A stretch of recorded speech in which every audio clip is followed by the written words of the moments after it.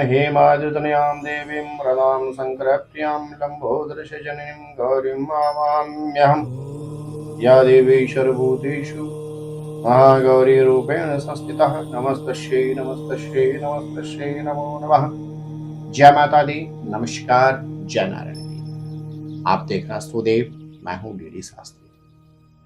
प्रिय दर्शकों, नवरात्र के अष्टम दिवस उपासक मां दुर्गा के अष्टम स्वरूप भगवती महागौरी की पूजा और उपासना करते हैं। महागौरी अर्थात भगवान शंकर का स्वरूप। जब शक्ति का सम्मेलन भगवती शंकर के साथ होता है, जब भक्ति का सम्मेलन शंकर के साथ होता है, शिव के साथ होता है, तो वह स्वरूप होता है मां महागौरी। वह मां महागौरी जिनके एक हाथ में दुर्गा जी का स्वरूप त्रिशूल है, जिनके दूसरे हाथ में भगवान शंकर का स्वरूप डमरू है। मां महागौरी उपासक की समस्त मनोकामनाएं परिपूर्ण करती।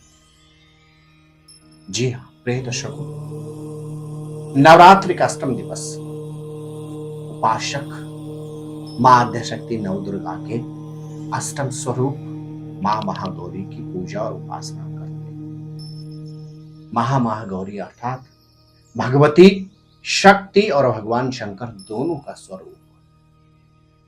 तभी तो मां महागौरी वृषभ पर विराजमान होती हैं। इनके एक हाथ में दुर्गा का स्वरूप त्रिशूल होता है, वहीं इनके दूसरे हाथ में भगवान शंकर का स्वरूप डमरू भी होता है। यह भगवती का यह स्वरूप संसार का उत्पत्ति कारक है, तो संसार का संहार कारक भी है। ज्योतिषी आधार में यदि हम देखते हैं, भगवती महागौरी की पूजा और उपासना करने से केतु ग्रह से संबंधित उलझनों से निवृत्ति प्राप्त होती है।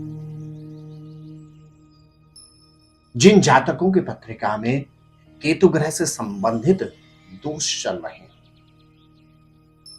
जिनकी पत्रिका में केतु ग्रह से जनित अवरोधों का सामना करना पड़ रहा हो, उनको मां महागौरी पूजन में लहसुन या रतन अवश्य ही धारण करना चाहिए।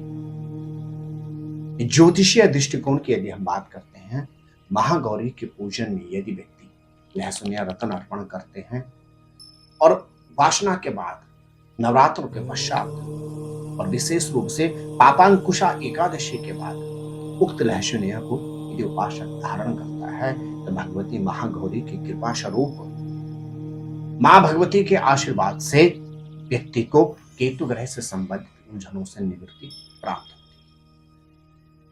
प्रिय दर्शकों, वर्ष 2024 में शारदीय नवरात्र में 10 अक्टूबर को मां महागौरी का पूजन किया जाएगा। मां महागौरी का पूजन किया जाता है श्वेत वस्त्र धारण कर, और मां का पूजन श्वेत पुष्पों से ही करना चाहिए।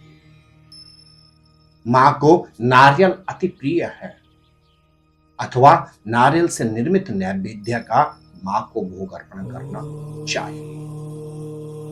इस दिन उपासक संपूर्ण दुर्गा सप्तशती का पाठ करते हैं, अन्यथा दुर्गा सप्तशती के 12वें अध्याय का विशेष रूप से पाठ करते हैं।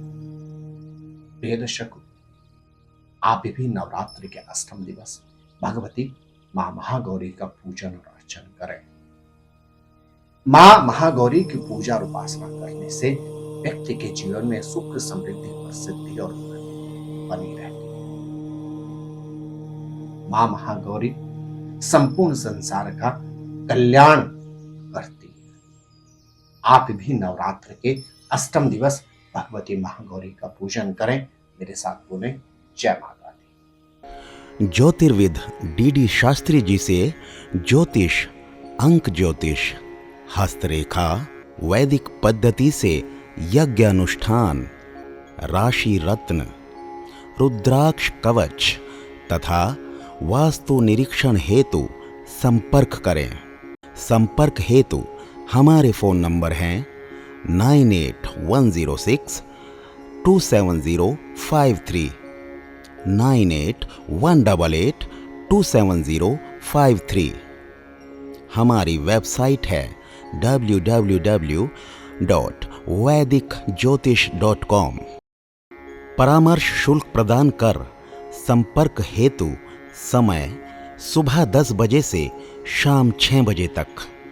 हमारे संस्थान में योग्य विप्रों के द्वारा समस्त वैदिक कर्म जैसे पूजा पाठ, यज्ञ, जप, हवन, जन्मदिन पूजन, नवग्रह शांति, ग्रह कलेश, काल सर्प दोष निवारण पूजन, व्यापार वृद्धि पूजन, विवाह संस्कार, भूमि पूजन, गृह प्रवेश, शिवार्चन, महामृत्युंजय जाप, बगलामुखी जाप आदि समस्त वैदिक कर्म सुसंपन्न किए जाते हैं।